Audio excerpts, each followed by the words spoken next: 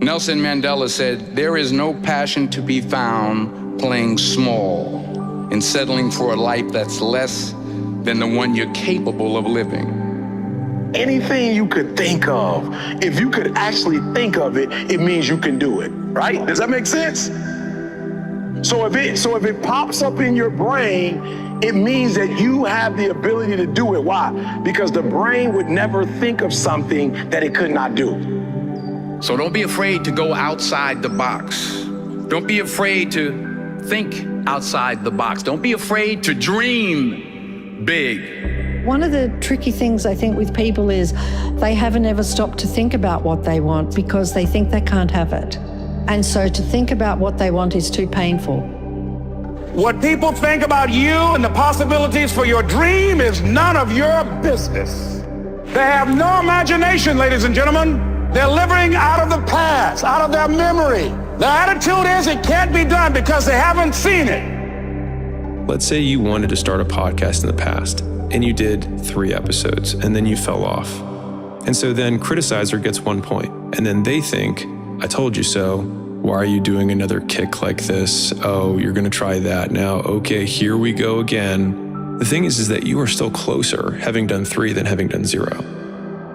But you don't get it, Gary. I've lost my whole life. And just because you've been losing doesn't mean you can't win. I call it the Monday Night Miracle thesis. The Monday Night Miracle is when the New York Jets were losing to the Miami Dolphins on Monday Night Football 30-7 with like 10 minutes left in the game and came all the way back and won. Just because you've sucked at life and you're like, it's not true, I'm not awesome, I've lost at everything. Drug abuse, lost my loved one, like losing, like by how we would all consider it. I literally believe that you can win. And many have. When you deploy love, not hate. So many have poison in their soul, they gotta get it out. As you think, so you become. The mind is like a factory, a mental factory. And whatever you think about all day long pours ingredients into this mental factory. Can you imagine dumping a barrel of trash into this mental factory every day and coming out with a rich, dynamic, positive life? It can be done. And it starts with thought. Everything starts with thought. So you must be wise and careful what you think about, because that starts everything. The easiest thing I've done was to get out from under the labels and to live the life that I live. The most difficult thing I've ever done was to believe that I can do it. I think every thought that you have makes a chemical. And you can have thoughts that make you feel good and thoughts that make you feel bad. If 90% of the thoughts that we think are the same thoughts as the day before, the same thoughts lead to the same choices. But I do think that if you think differently and you learn new information and you have new thoughts, if you can make new choices and demonstrate new behaviors and create new experiences and arrive at new goals and feel new emotions, I would say that's evolution. And I think that people really, really secretly believe in themselves on some level. And I think being defined by a vision of the future, or really always dreaming of another great experience, I think is a great reason to wake up in the morning. And you could live a very, contained life. You're scared of being ridiculed. You're scared of humiliation. You're scared of saying, I want to do great things, and then not doing great things. But I would argue saying you want to do great things and not doing great things is better than just not doing anything, and not saying anything. Give it a crack. If you're going to do it, do it. Say what you can do. Do what you say.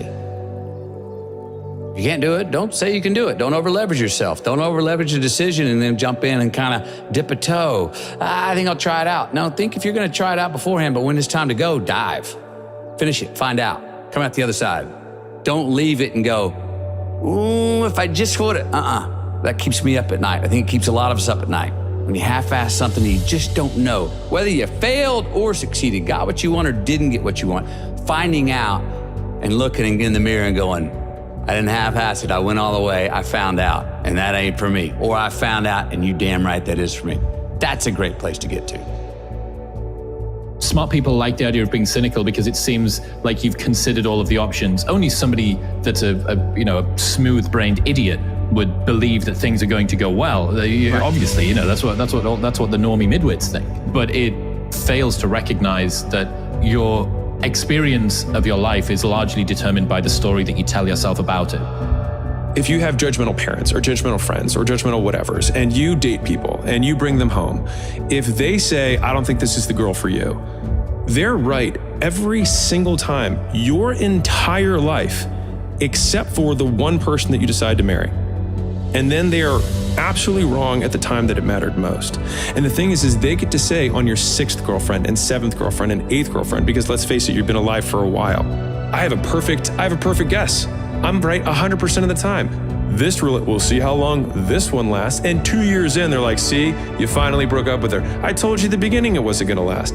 Well, it never lasts except for the one that's gonna stick. Duh. And the business never works until it's the one that does. It's not about them being right or wrong. Again, it's about how right and how wrong they could be. And so it's just about directional correctness and realizing that criticizers are more often correct, but when it matters most, incorrect. The amount of people that quit 3 weeks before their shit that they spent 4 years on pops off it's a real number. It's happened quite a bit in the world. The amount of people that quit their life's dream the day before it was gonna click breaks my heart. There was a time in my room, and I'll never forget this. 2008, I just got cut from the Seahawks. I'm in my parents' house because I don't want to go out. Looking around my room, all the trophies, all the jerseys, see my 1-year-old son. And I said, man, is this it? Is this the Mecca of my life? And something inside of my soul said, it's not it. It's just the beginning. And there was no external evidence of that. I had to trust that internal knowing that this was it. One of the best things you can ever do in your life is to change your words. Your tongue, your words have the ability to shape your world. You gotta get to a place where you say, you know what? I gotta stop talking about what I don't have and who's not here and what someone didn't give me. I gotta stop talking death and I gotta start talking life.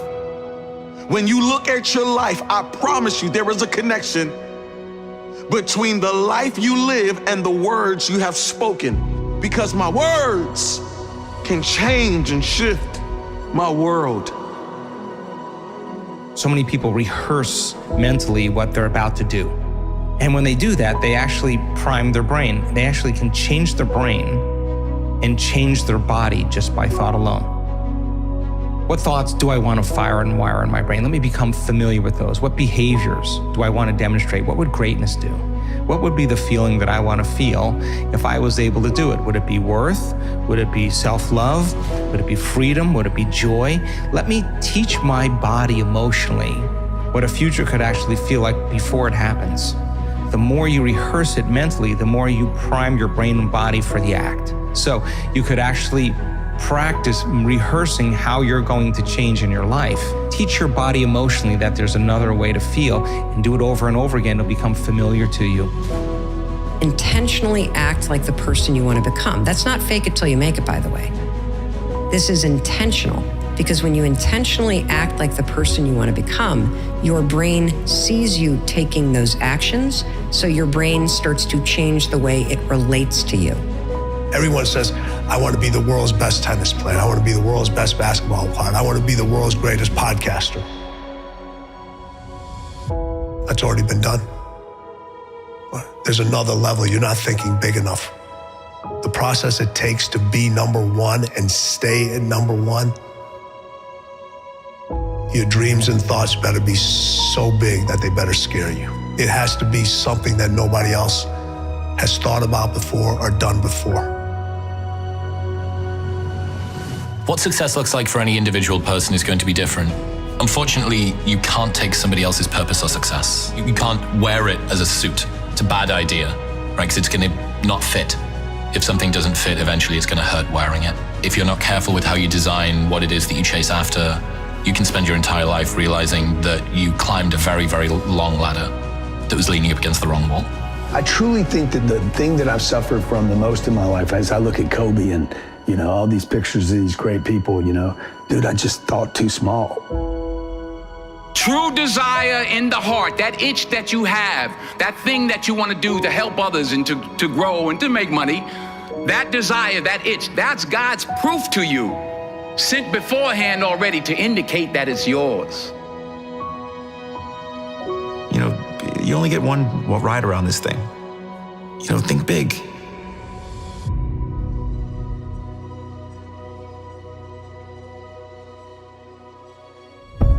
You're not going to change anybody else till you change you. Everything really does begin with you. I found a lot of people pretty much that way. They've got an awful lot underneath the surface, but until they bring it out and take it to the marketplace, they will never realize even a minute fraction of the benefits that they could bring themselves, their families, their friends, their community, and everyone else. When you know within yourself that there's something you want to do, and I believe that all of us were born with a purpose, that all of us have some goodness within us, and that goodness gives us a responsibility to manifest our greatness. Not only is it possible for you to have your dream, but it's necessary that you go for what is yours in the universe. What is it that I must become in order to manifest the vision that's beginning to articulate itself through me right now? What must I become? Where must I grow in my own life in order to be a vehicle for this transcendent vision that wants to express through me right now?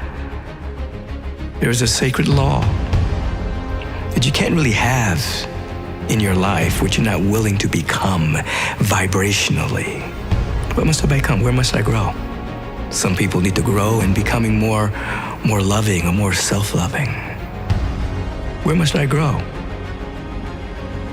Who do you need to become to start the business? To move into the new location? To start traveling? To make new friends? To take up new hobbies and new investments and endeavors? To impact? Who are you going to have to become to build that philanthropic portfolio? To serve in areas you've never served? To see and to sow in places you've never been? Your destiny is linked to your identity. Your perseverance is not even about you. The future, the next generation, legacy, destiny is attached to this. It is only then that you will be able to manifest and become who you were destined to be.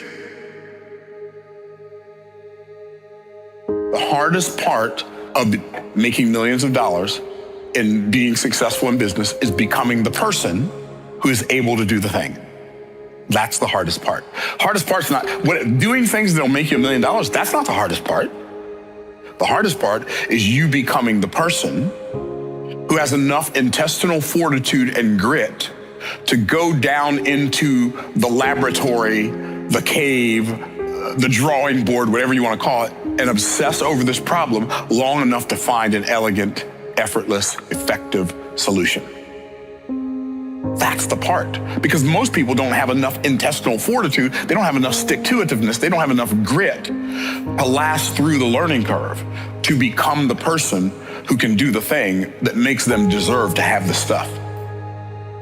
Yeah, even if you take a tree growing in a garden, you plant the seed in the ground.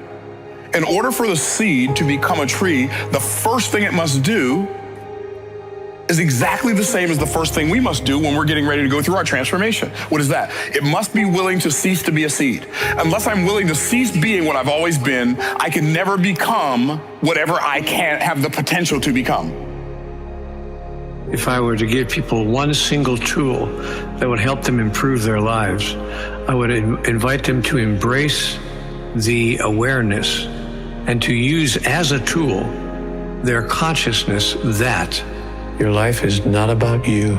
It's about everyone else whose life you touch and the way in which you touch it. Everything that you hope to manifest in your life and searching for all of the good things in life come to you automatically, almost without trying. That's all you'll need to transform your experience of who you are and to touch everyone else in life in a way that will allow them to begin to experience who they are. I came to realize that it's not about me. The experience is yours, but the experience that people take from the content, you will never own. I will never know how much what I do affects people or doesn't. I'm not responsible for what happens with what is created once it's out in the world. The reason I was there was not to have a personal experience. The reason I was there was to make a film that could potentially shed light on an issue or teach something to people, because I was so busy worrying about being Mr. Program Maker and making this film that was perfect in my mind's eye. Whereas in reality, the conversation that was being had never been had before. And as a result, it actively changed lives of people watching. It literally changed the lives of people that messaged me. It wasn't about me. And being comfortable with that is quite difficult, but also quite freeing in a lot of ways. People come to the work for all kinds of reasons, and I don't really care. But by the time they start doing the work, all they really want to do is give. Because when you feel so amazing and feel so great about yourself that you no longer want anything, the first thing you want to do is give. I mean, and it's just a practice. And as you do that and you start seeing all the fun things happening, it's not like, oh, I got to go create my life today. You're like, I got to go, because I don't want the magic to stop. So I just do it because I love the crazy, magical, wonderful things that happen that I would just never anticipate in my life. And so people are catching on to it, and they start coming for one reason. You know, they want money or they want health, but it's not about your money. It's not about your health. It's not about your new relationship. It's not even about the mystical moment. It's about who you become in the process, because overcoming all those limitations to become somebody else, nobody can take that away from you. Your matters are the peace of the world. You are beyond yourself. You're greater than yourself. Who you are today is just a point of reference. Don't you ever confuse your potential with who you are right now. Let me tell you something, you need to get to where you're supposed to be. I remember at our high school, the bell would ring and the principal would come into the hallway. He would yell and say, hey, where are you supposed to be, son? So can I ask you a question? Where are you supposed to be? Based on your dreams, based on your goals, based on your vision, where are you supposed to be? That night changed my life. My father reminded me of where I was supposed to be. And all of a sudden, I had to become somebody different in order to get to where I'm supposed to be. Your next level requires you to transform. I need you to be honest with yourself and ask yourself, yo, E.T., where am I? What do I know and what don't I know, and how much more do I need to know to get to where I am? What abilities do I have? What abilities don't I have? What skills don't I have? If I don't acquire those skills, it's going to allow me to be stuck where I am. What skills don't I have? What skills do I still need to get? What information do I have? What information don't I have? And what information do I need to get to where I'm trying to go? If you've decided I can't because I was unlucky, my mom this, my dad this, my country this, my gender that, my income level this, well, then it's over. Doesn't matter what I think, you think, anyone else thinks, it's over. I just refuse to talk to another human being and believe that to be true, because there's been billions of examples of the alternative. There's a reason that people that were deeply alcoholic have been able to be sober the rest of their lives after going through a process. There's a reason that therapy is profound. There's a reason that meditation is profound. There's a reason that exercise is profound. To me, there's something I believe in. If one person that lived that cliche life has gone on to be an incredibly productive person, it now means it's capable and true. And understand, anything you can see on the screen of your mind, you can manifest in your material world.